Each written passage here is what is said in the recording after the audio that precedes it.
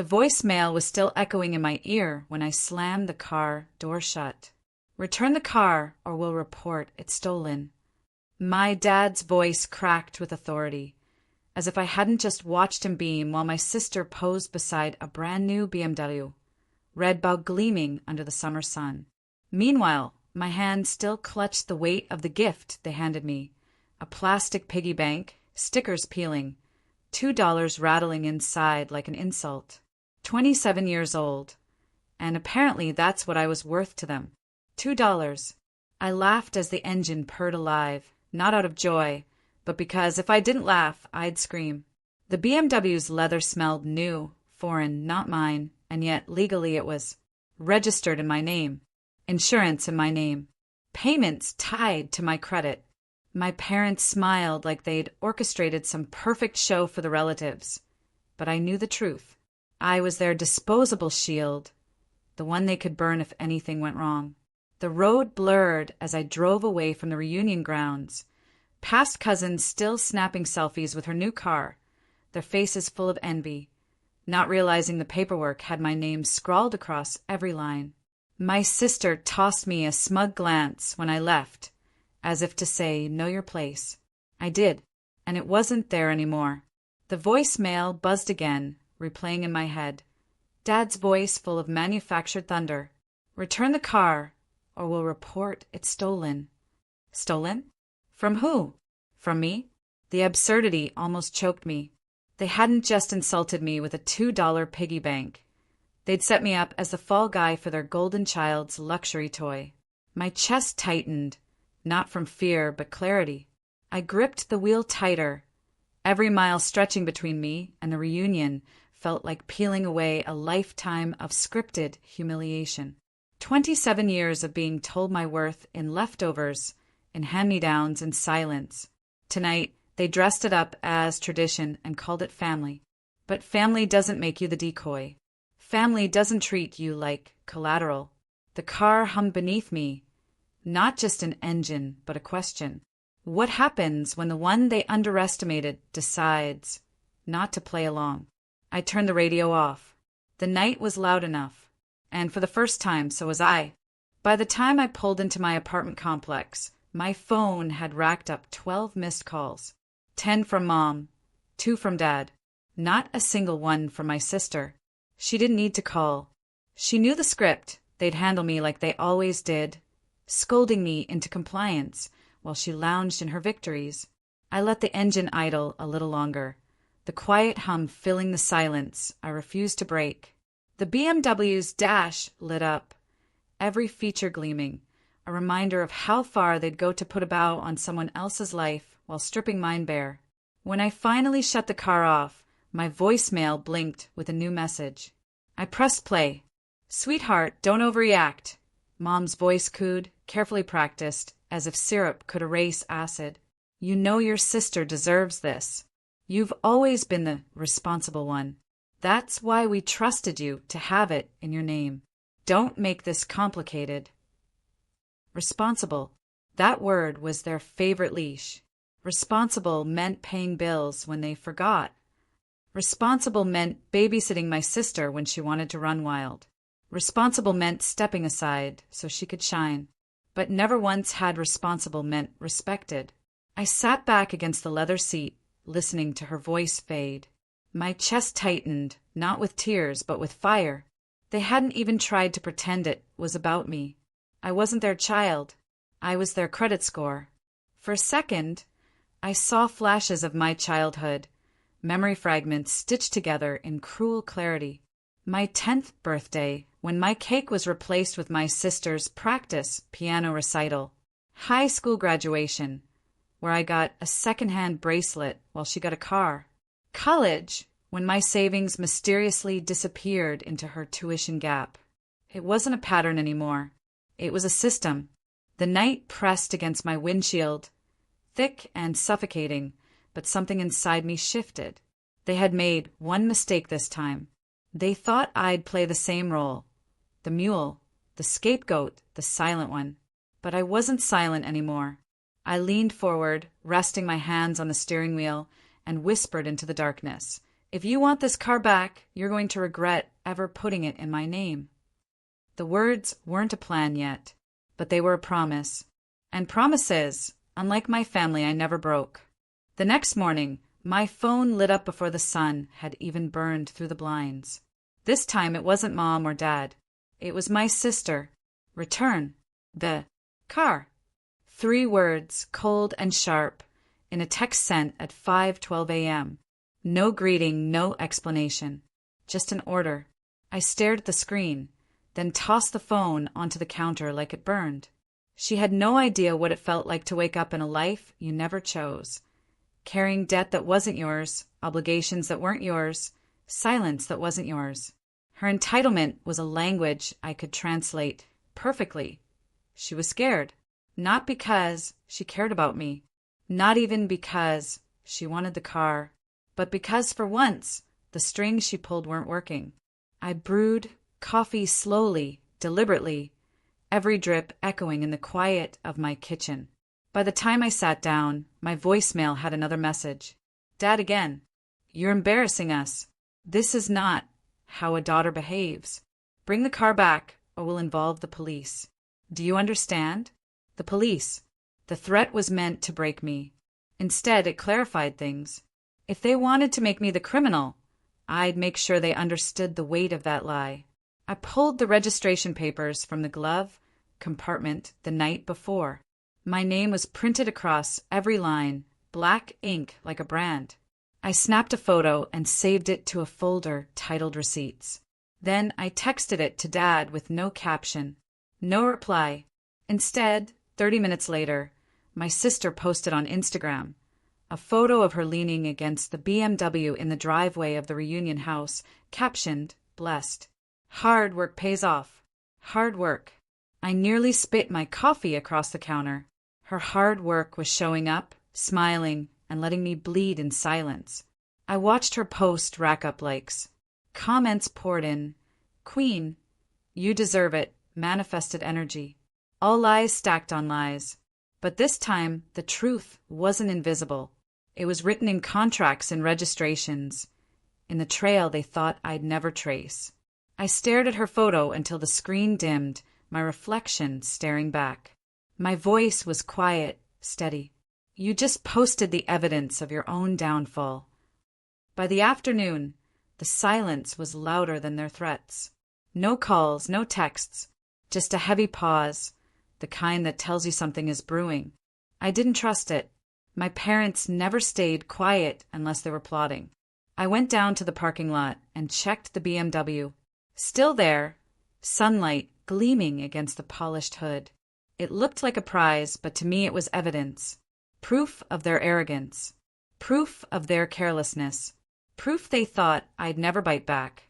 When I slid into the driver's seat, the leather still smelled new. On the passenger side, the piggy bank they handed me as a gift sat cracked from where I had dropped it the night before. 2 lonely dollars clinked inside. That little plastic pig was the most honest thing they'd ever given me. At 3:07 p.m., another voicemail landed. Dad again, his tone sharper, laced with the kind of panic he tried to hide behind anger. Don't test us. Your sister needs that car. You don't. Bring it back tonight, or we'll say you stole it. We'll ruin your name. Ruin my name? They'd been doing that my entire life, whispering to relatives that I was difficult, calling me irresponsible while handing me every responsibility. Their words had been daggers since childhood. But now I had armor. 5 minutes later, another ding. A new text from Mom this time.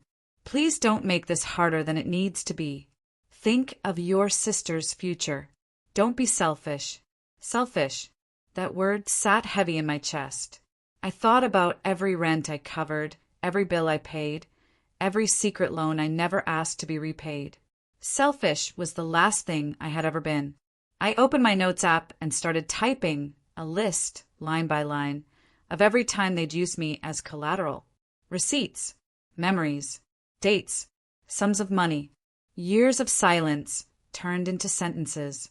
Because if they wanted to drag me into court, into the police station, into the public eye, I would not walk in empty-handed. That night, I pulled the BMW into a storage garage a few miles away, locked it, and pocketed the keys. If they wanted it, they'd have to come find it. And when they did, I'd be ready. 2 days passed before the explosion.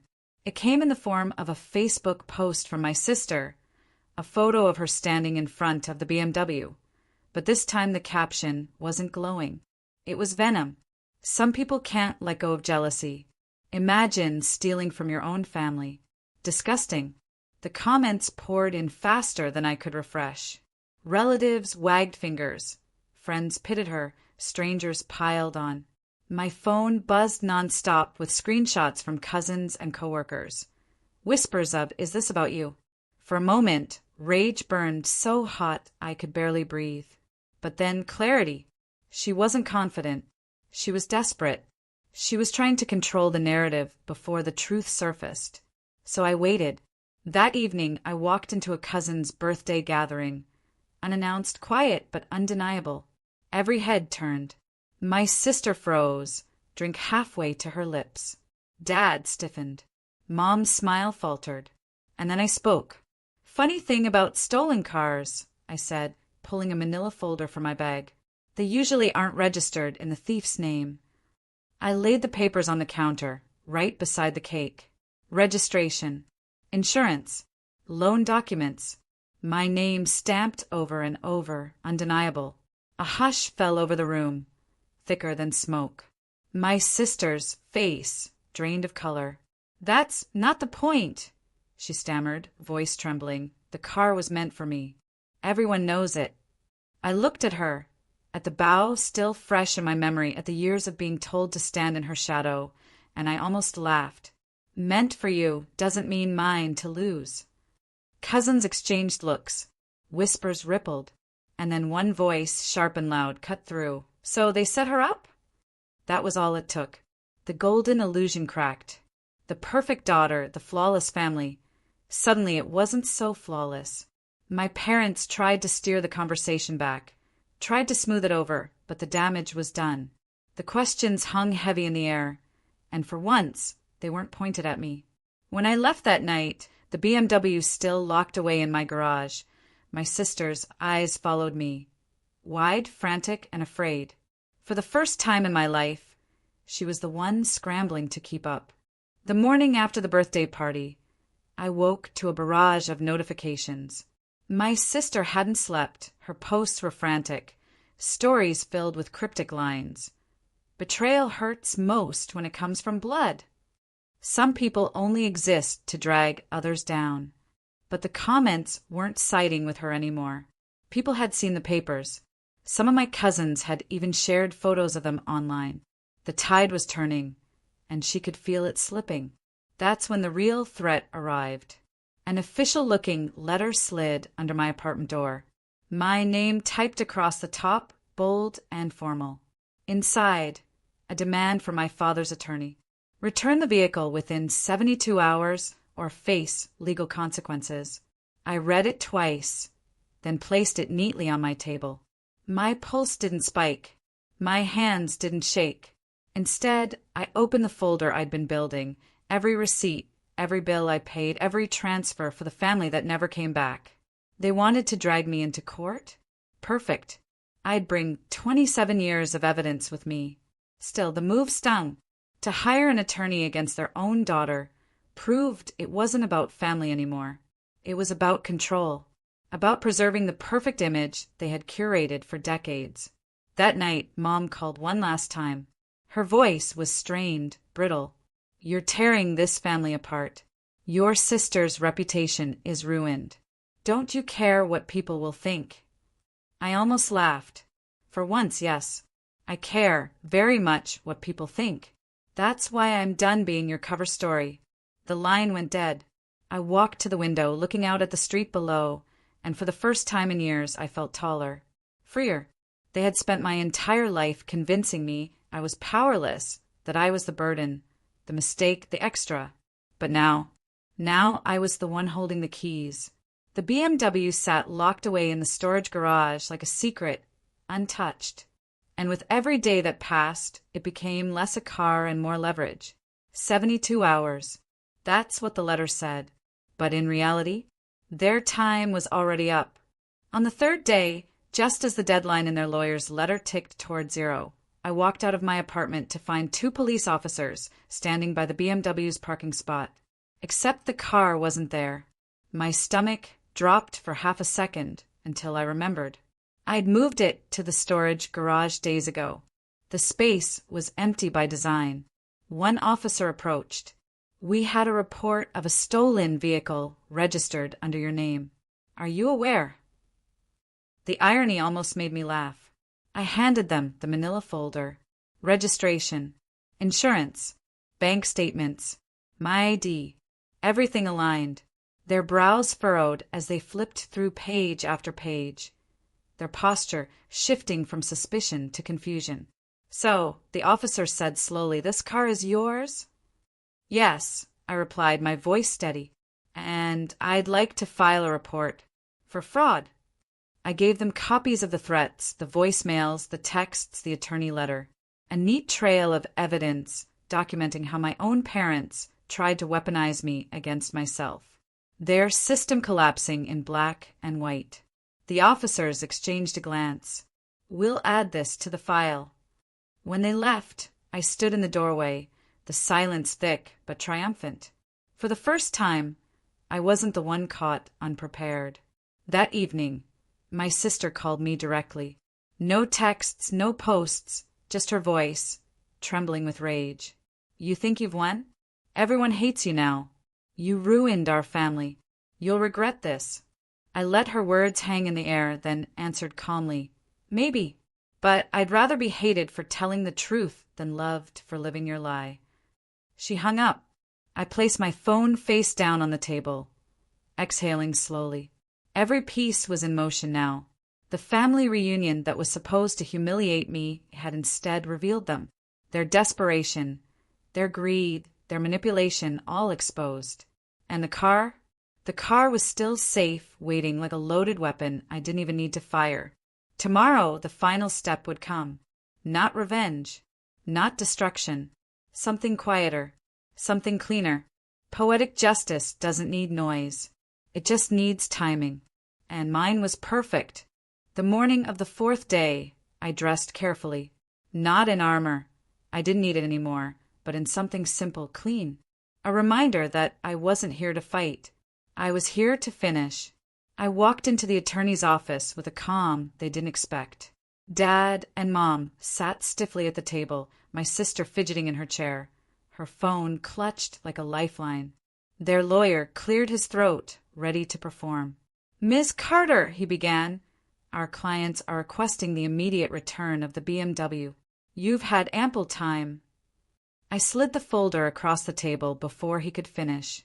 Receipts, transfers, bank records, registration documents, even screenshots of my sister's posts bragging about her car.